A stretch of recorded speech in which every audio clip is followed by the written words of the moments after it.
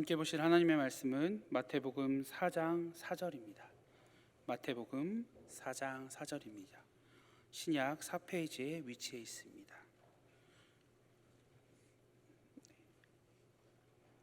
다 찾으신 줄 알고 함께 봉독하겠습니다.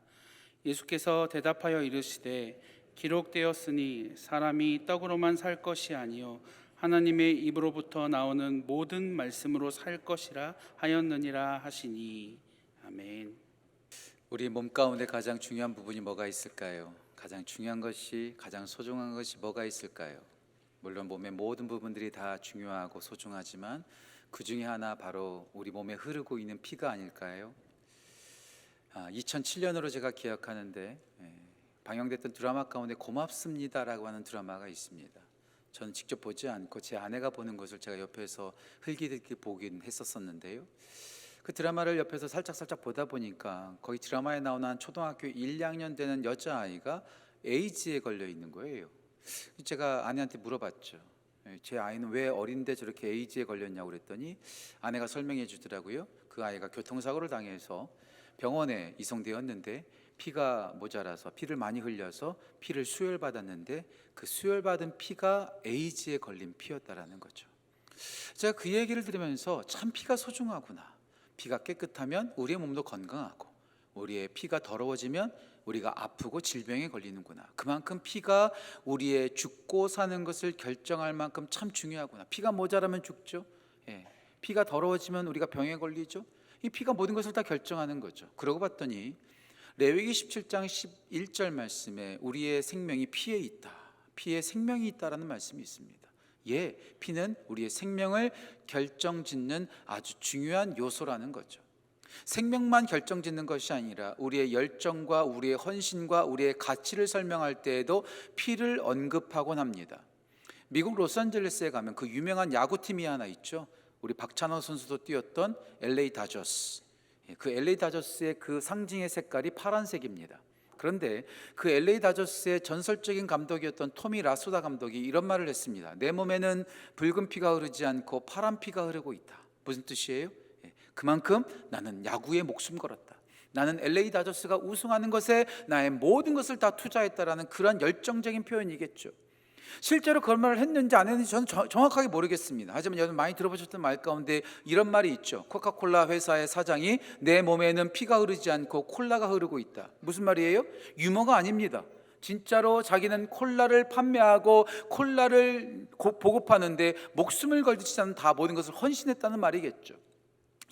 피는 우리의 생명을 결정짓기도 하고 피는 우리의 가치와 우리의 모든 것을 결정짓는 요소이기도 합니다.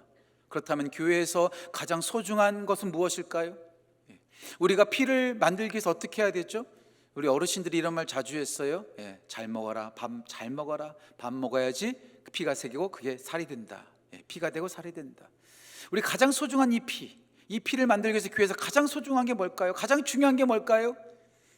오늘 예수님께서 사탄의 공격을 받으시면서 예수님께서 첫 번째로 하셨던 말씀이 본문 말씀입니다. 마태복음 4장 4절 말씀, 사람이 떡으로만 살 것이 아니요 하나님의 입에서 나오는 모든 말씀으로 살 것이니라.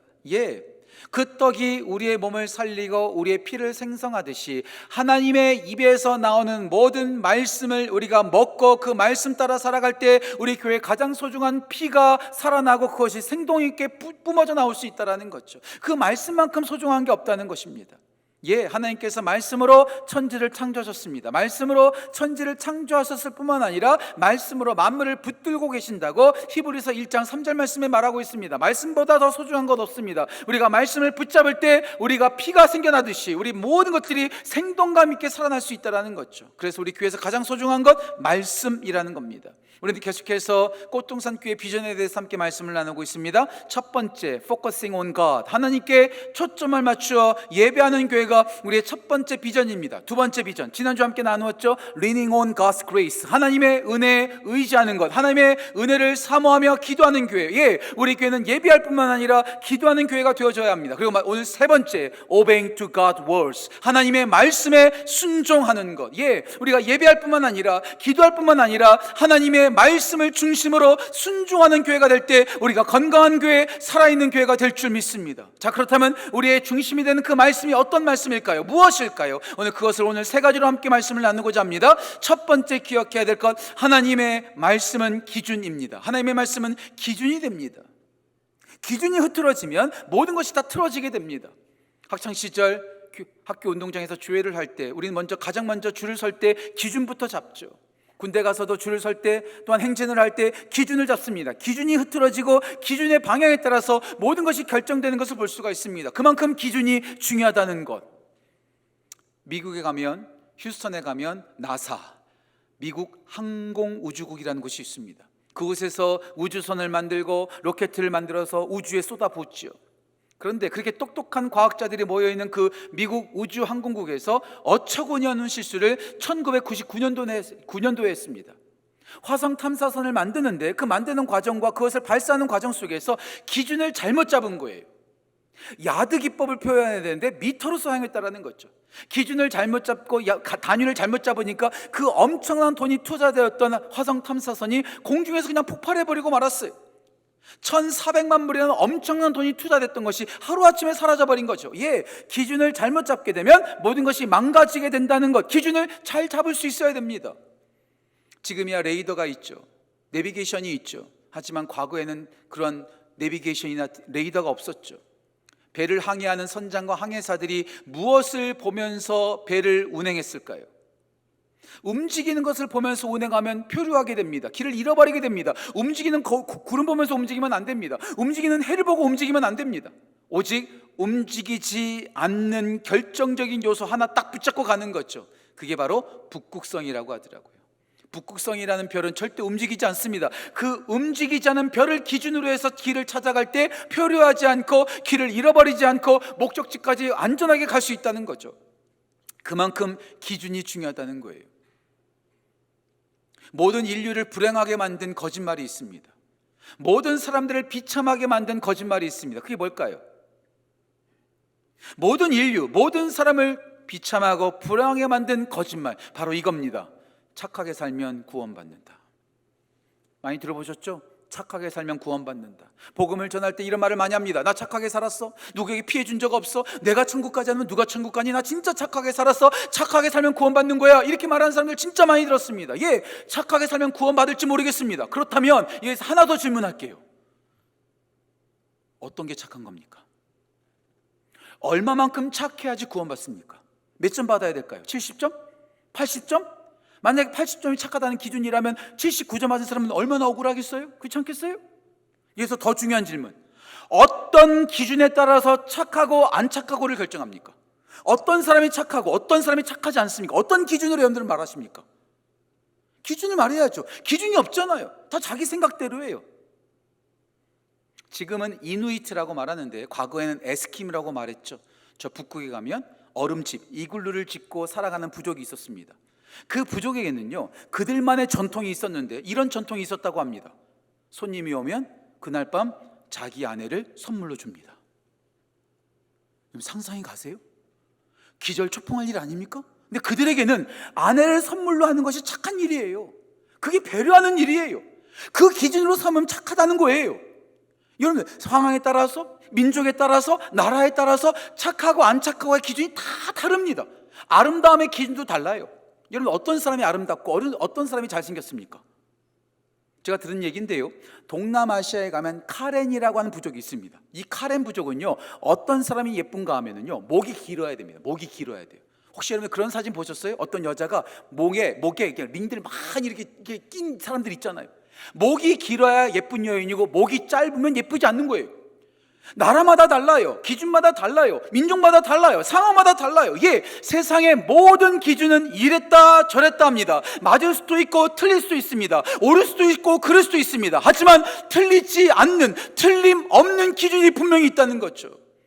분명히 성경은 기록하고 있습니다. 베드로전서 1장 24절과 25절 말씀, 풀은 마르고 꽃은 시들어도 하나님의 말씀은 항상 살아있다. 틀림없다는 거죠. 전문가의 말이 틀릴 수도 있고 맞을 수도 있지만 하나님의 말씀은 틀림없다는 것. 이랬다 저랬다 하는 세상의 기준 따라 움직이는 것이 아니라 틀림없는 분명하고 확실한 하나님의 기준을 따라서 우리가 움직이는데 그 기준이 하나님의 말씀이라는 거예요.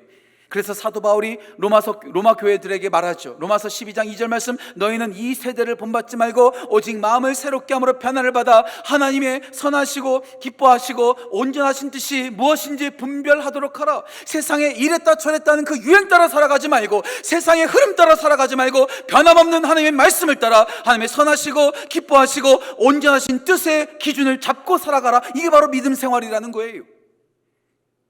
이스라엘 백성들은 엄청난 변화를 경험했습니다. 리더가 변했습니다. 모세에서 여호수아로 리더가 바뀌었습니다.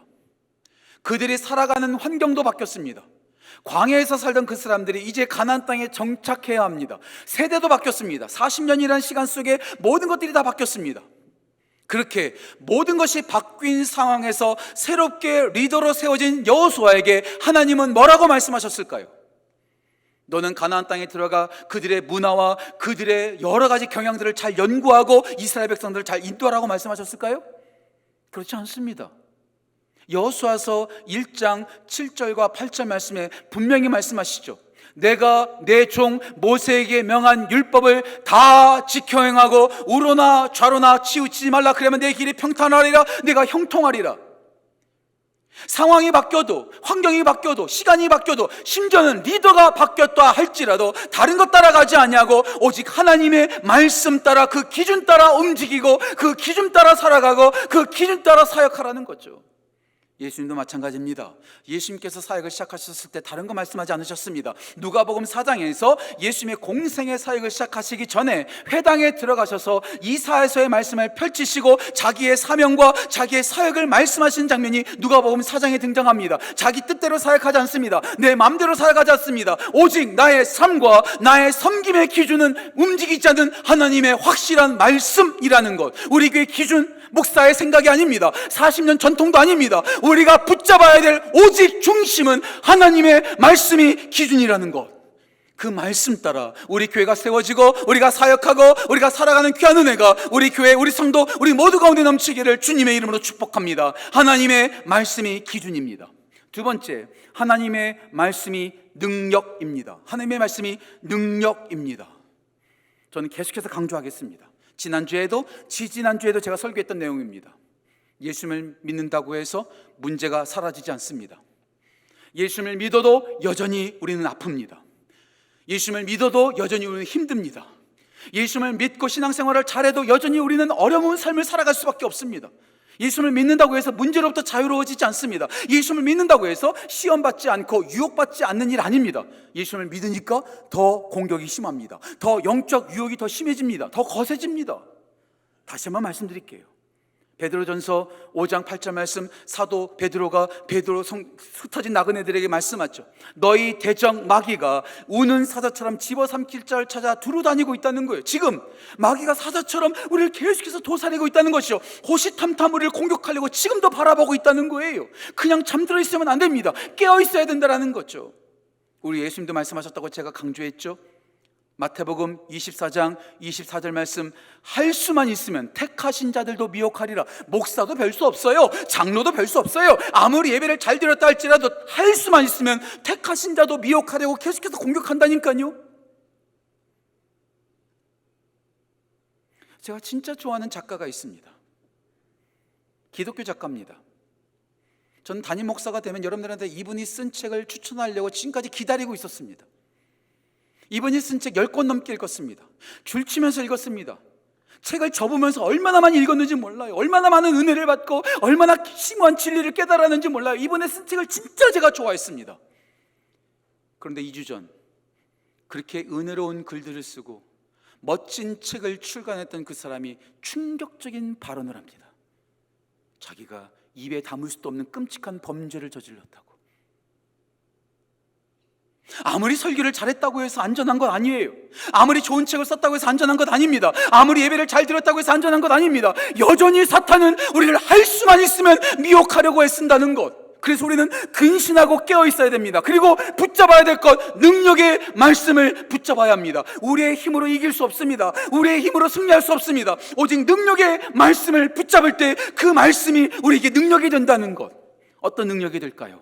다시 가지를 치겠습니다. 세 가지의 능력을 경험합니다. 물론 더 많은 능력이 있지만 오늘 세 가지의 능력만 소개하겠습니다. 첫 번째, 말씀은 이기는 능력이 됩니다. 말씀을 통해서 우리는 승리합니다. 우리는 말씀을 통해서 이기게 됩니다. 예수님께서 사탄에게, 마귀에게 시험을 받습니다. 그때 예수님께서 어떻게 반응하시죠? 어떻게 대처하시죠? 광선을 쏘지 않으십니다. 장풍을 날리지 않으십니다. 근육의 힘으로 이기지 않으십니다. 오직 마태복음 4장 4절, 마태복음 4장 7절, 마태복음 4장 10절에 계속해서 똑같이 말씀하십니다. 기록되었을 때 어떤 장품과 근육을 발산하신 것이 아니라 기록된 말씀을 선포했더니 마귀가 떠나가더라는 것. 이 기록된 말씀이 능력이요, 이 기록된 말씀이 파워풀합니다. 그래서 이 말씀을 선포할 때 우리는 이길 줄 믿습니다. 승리할 줄 믿습니다. 그래서 사도 바울이 에베소 교회 성도들에게 성령을 통해서 강조합니다. 성령의 검, 곧 하나님의 말씀을 가지라. 이 하나님의 말씀이 성령의 칼이 되는 겁니다. 성령의 무기가 되는 겁니다. 모든 악한 괴계를 무찌르는 능력이 된다는 것. 그래서 교회는 말씀으로, 기록된 말씀으로 무장해야 합니다. 그때 승리하게 되거든요. 두 번째, 우리를 지키는 능력이 됩니다. 지키는 능력. 우리를 이기게 할 뿐만 아니라 모든 공격에서 우리를 보호하고 우리를 안전하게 한다는 거죠.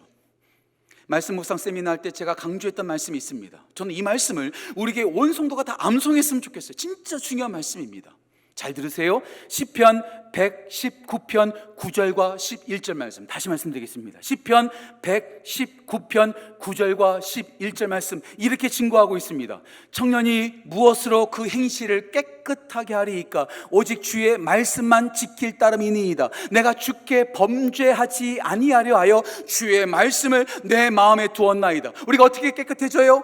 주의 말씀을 따라갈 때 우리가 깨끗한 삶을 살아갈 수 있습니다. 주의 말씀을 내 마음 가운데 저장하고 있을 때, 돈을 많이 저장했다고 해서 우리가 안전해지는 것이 아니라, 우리가 지식을 많이 가지고 있다고 해서 안전해지는 것이 아니라, 근육을 많이 키웠다고 해서 우리가 안전해지는 것이 아니라, 주의 말씀이 내 마음 가운데 저장되어 있고 담겨져 있을 때 어떤 유혹과 어떤 시험에서도 우리는 무너지지 않고 우리를 안전하게 보호할 수 있다는 거죠.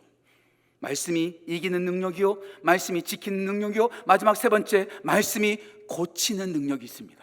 말씀이 고치는 능력이 있어요.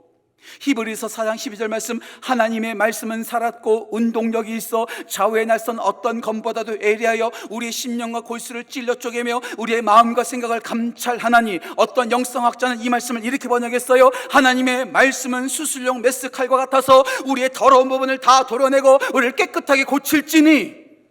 하나님의 말씀이 우리를 승리하게 할 뿐만 아니라, 우리를 안전하게 지킬 뿐만 아니라, 설령 우리가 죄를 지어서 더러워졌다 할지라도 그 말씀이 우리를 깨끗하게 고치고 깨끗하게 치료한다라는 거죠.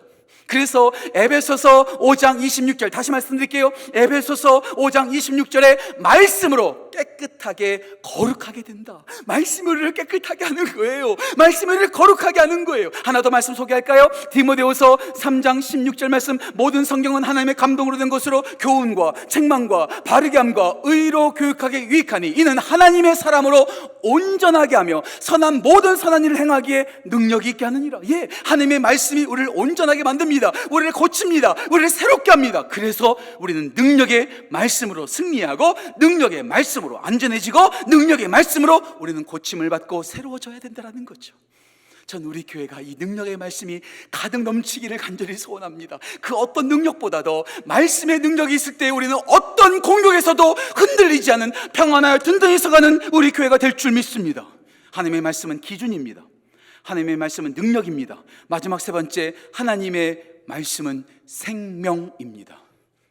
하나님의 말씀은 생명입니다. 여러분들 너무나 잘 아는 얘기해 드릴게요. 인류 역사상 가장 많이 팔린 책, 가장 많이 보급된 책, 가장 많이 읽힌 책, 어떤 책이죠? 성경책. 제가 말씀을 준비하면서 다시 한번 통계를 찾아봤어요. 가장 적게 통계를 집계한 통계는요, 50억 권. 50억 권이 인류 역사에 보급되었고 인쇄되었고 사람들의 손에 들려졌다는 거예요. 가장 많이 잡은 통계 71억 권. 71억 권이 인류 모든 사람들에게 보급되고 지금도 읽힌다라는 거죠. 예, 성경은 지금도 인쇄되고 있습니다. 지금도 보급되어지고 있습니다. 지금도 읽혀지고 있습니다. 지금도 우리에게 가장 영향력 있는 책이 바로 성경책이라는 것. 그런데 이 성경책을 교회 다니는 사람들만 가지고 다니지 않아요. 예수를 믿는 사람들만 읽지 않아요. 예수를 믿지 않는 사람들도 이 성경책을 읽습니다. 좋아합니다. 가까이 합니다.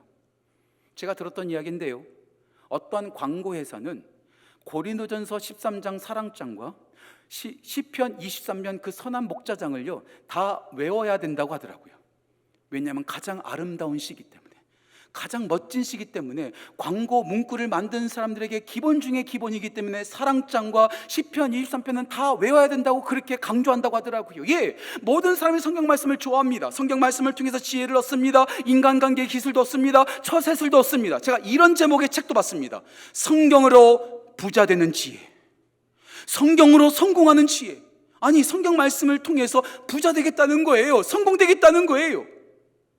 예, 성경 말씀을 통해서 우리는 지혜를 얻을 수 있고, 인간관계와 처세술도 얻을 수 있고, 돈 버는 법도 얻을 수 있고, 건강해지는 법도 배울 수 있을지 모르겠습니다. 하지만 성경이 기록된 이유는 우리 가운데 지혜를 주기 위해서, 돈 잘 벌어서 부자 되라고 우리 가운데 성경 말씀 기록한 건 아닙니다.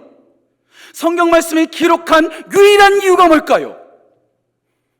디모데후서 3장 15절, 성경은 능히 너로 하여금 그리스도 예수를 믿는 믿음으로 말미암아 구원에 이르는 지혜가 있게 하느니라. 다시 말씀드릴게요. 성경은 능히 너로 하여금 예수 그리스도를 믿는 믿음으로 말미암아 구원에 이르는 지혜가 있게 하느니라. 예, 성경을 통해서 우리는 인간관계를 배울 수 있습니다. 지혜를 얻을 수 있습니다. 하지만 그 모든 것보다 가장 중요한 것은 구원받는다는 것, 우리를 구원받게 하시기 위하여 이 성경책이 기록되었다는 것. 요한복음 20장 31절 말씀 보세요. 예수 그리스도를 알게 하시기 위해 이것을 기록했다라는 거예요. 그도 그럴 것이 우리 예수님도 말씀하셨죠. 요한복음 5장 39절 말씀, 너희가 성경에서 영생을 얻는 줄 생각하고 성경을 연구하거니와 이 성경은 곧 내게 대하여 증언하는 것이니라. 예, 우리가 성경 말씀 속에서 다른 것을 얻는 것이 아니라 생명 대신 예수 그리스도를 통하여 구원을 받아야 한다는 것, 예수님을 만나야 된다는 것, 생명 주시는 예수님을 경험해야 된다는 거죠. 아무리 생각해도 이 이야기는 만들어진 얘기 같아요. 하지만 이 이야기의 의미가 있기 때문에 여러분한테 다시 한번 소개해 드릴게요. 어떤 선교사님이 평생토록 아프리카에서 사역하셨답니다. 건강을 외치시면서 복음을 외치다가 목소리가 상할 정도로 몸이 망가지면서까지도 그분은 평생 선교지에서 복음을 외치고 그 나라에 있는 그 부족들을 섬기고 또 섬겼다고 하죠. 평생 사역을 마치시고 은퇴하면서 본국으로 돌아오셨습니다. 본국으로 돌아오면서 믿음의 동역자들과 가족들이 은퇴 감사 예배를 드리기로 했죠. 너무나 존경받는 선교사님이셨기 때문에 수많은 사람들이 모였답니다. 그 수많은 사람들이 모인 사람들 가운데 목소리가 멋진 성우도 그 자리에 함께했다고 합니다. 모임 중간에 식사 시간이 있는데 그 식사 시간에 그 목소리가 아름다운 성우가 선교사님에게 찾아가서 이렇게 질문했다고 하죠. 선교사님, 평생 아프리카에서 선교 사역하시면서 선교사님을 가장 붙들었던 말씀이 어떤 말씀입니까? 선교사님이 가장 좋아하는 말씀이 어떤 말씀입니까? 그때 선교사님이 이렇게 대답하셨다고 하죠. 예, 시편 23편이 저를 붙들어 주었습니다. 저는 시편 23편이 참 좋습니다. 그때 성우가 이런 제안을 합니다. 선교사님, 제가 오늘 모임 마지막 시간에 제가 강단에 올라가서 선교사님을 붙들어 줬던 그 시편 23편을 사람들 앞에서 암송하면 어떨까요? 제가 그 말씀을 읽으면 어떨까요? 선교사님이 대답합니다. 영광이지요. 당신의 그 아름다운 목소리로 그 시편 23편을 읽어준다면 저에게는 더할 날이 없는 영광이죠. 꼭 그렇게 해주십시오. 모임이 끝나갈 때 그 성우가 강단 위로 떠벅떠벅 올라갑니다. 그리고 사람들에게 말합니다. 선교사님이 평생 사역하면서 붙잡았던 말씀이 시편 23편인데 제가 오늘 그 말씀을 여러분들 앞에서 암송하겠습니다. 진짜 아름답고 진짜 멋진 목소리로 시편 23편을 암송하기 시작합니다. 여호와는 나의 목자시니 내가 부족함이 없으리로다. 수많은 사람들이 그 아름다운 목소리로 읊어지는 그 시편 23편을 들으면서 감동하기 시작했어요. 은혜 받기 시작했어요. 그렇게 모임이 끝나는가 싶었는데 가장 마지막 시간 대단원에 막 우리 선교사님이 망가진 몸을 이끌고 쩔뚝쩔뚝 강단 위로 올라옵니다. 마지막 감사 인사를 하기 위해서 올라오시는 거죠. 올라오셔서 수많은 사람들, 모인 사람들 앞에서 시편 23편을 저에게 읽어주신 그 성우에게 감사를 표하면서 저도 그 말씀을 듣는데 저의 선교사에게 주마등처럼 흩어져 지나가더군요. 그 말씀 때문에 제가 여기까지 왔습니다. 다시 한번 저도 그 말씀을 암송하고 싶습니다. 저를 붙잡아줬던 그 말씀을 다시 한번 암송하겠습니다 하면서 암송을 시작한 거예요. 아름다운 목소리가 아니었어요. 복음을 외치다가 상할 대로 상한 그 듣기 거북한 목소리, 나이 들어서 매력적이지 않은 목소리, 그 불편한 목소리를 가지고 떠듬떠듬 말씀을 암송합니다. 여호와는 나의 목자시니 내가 부족함이 없으리로다. 그가 나를 푸른 초장 맑은 물가로 인도하시는도다. 내가 사망의 음침한 골짜기를 다닐지라도 내가 해를 두려워하지 않을 것은 주께서 나와 함께 하심이라. 주의 지팡이와 막대기가 나를 안위하시나이다. 주의 인자하심과 주의 자비하심이 정녕 나를 따르리니 내가 여호와의 집에 영원히 살리로다. 듣기 거북한 목소리, 거친 목소리였지만 성우가 말할 때보다 더 많은 사람의 은혜를 받기 시작하고 심지어는 눈물까지 흘리면서 감동의 도가니가 되었다고 합니다.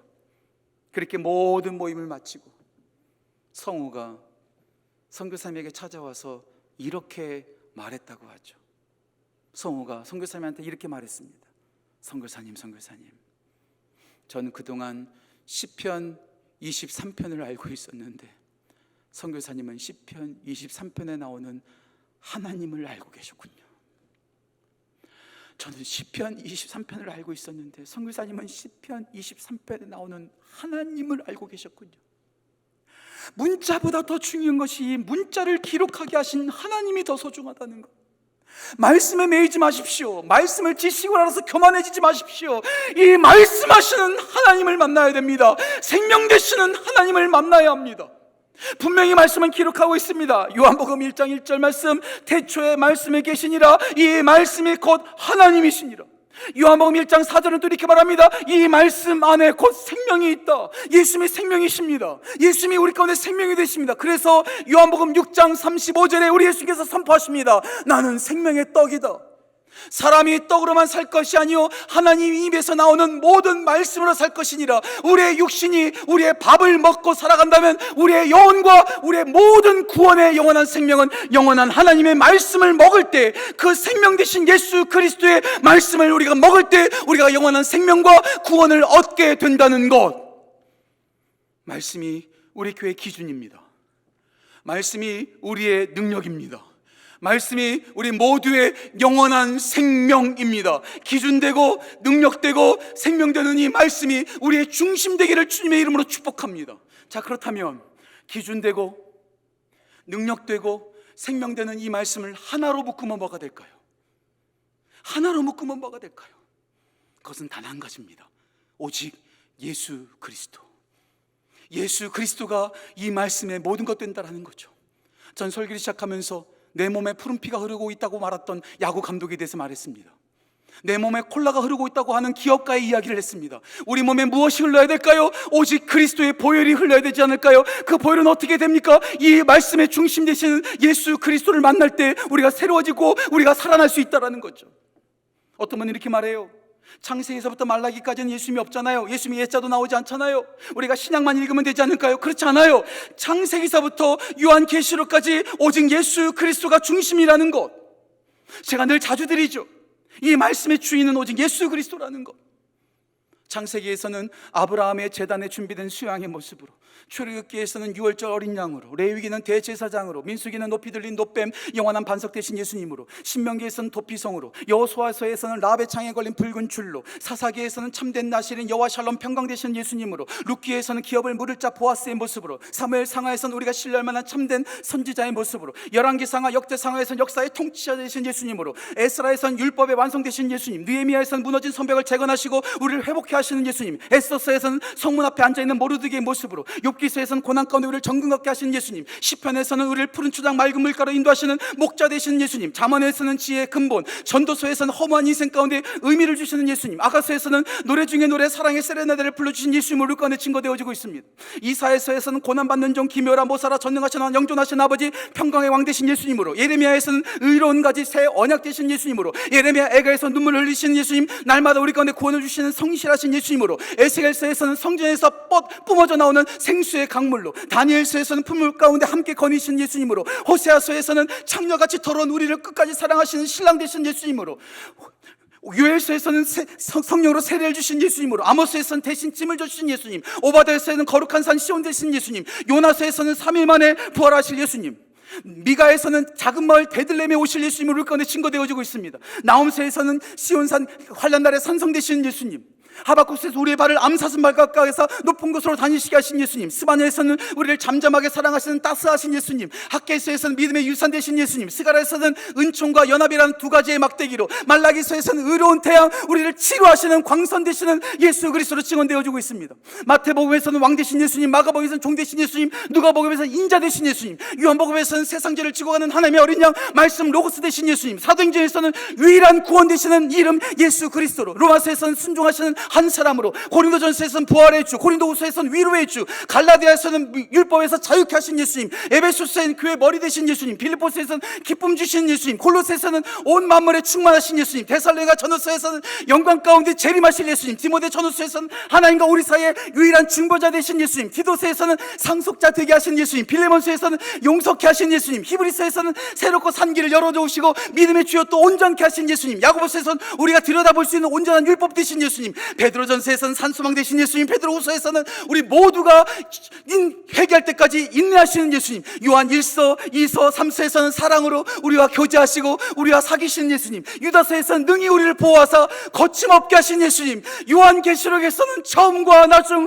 알파와 오메가요 구름 타고 이 땅에 오실 마라나타 주 예수 그리스도로 증언되어지고 있다는 것, 이 성경은 온통 예수 그리스도로 가득합니다. 그래서 마르틴 루터가 이런 말했죠. 성경책을 꽉 잡아라. 예수 그리스도의 보혈이 뚝뚝 흐를 것이다. 우리 몸에는 푸른 피가 흐르는 게 아닙니다. 콜라가 흐르는 건 아닙니다. 오직 주의 말씀이 우리 가운데 있어 예수 그리스도의 보혈이 흘러 넘쳐야 된다는 것. 말씀을 읽으면 구원을 경험합니다. 말씀을 들으면 지혜를 경험합니다. 말씀을 가까이 하면 위로를 경험합니다. 말씀을 믿으면 능력을 경험합니다. 말씀이 복음입니다. 말씀이 예수 그리스도입니다. 우리 교회가 사람의 말에 따라 움직이는 것이 아니라, 우리 교회가 전통 따라 움직이는 것이 아니라, 우리 교회가 오직 하나님의 말씀을 중심으로 그 말씀 따라 움직이고 그 말씀 따라 살아있는 우리 교회 되기를 주님의 이름으로 축복합니다. 기도하겠습니다. 하나님 아버지, 우리의 중심 오직 하나님의 말씀입니다. 그 말씀이 우리의 기준 되게 하시고 우리의 능력 되게 하시고 그것이 우리의 생명 되게 하셔서 예수 그리스도의 보혈이 차고 넘치는 살아있는 교회, 하나님의 쓰임받는 교회로 우리 모두가 사용되어지게 역사하여 주옵소서. 감사드리며 귀하신 예수님의 이름으로 기도합니다. 아멘.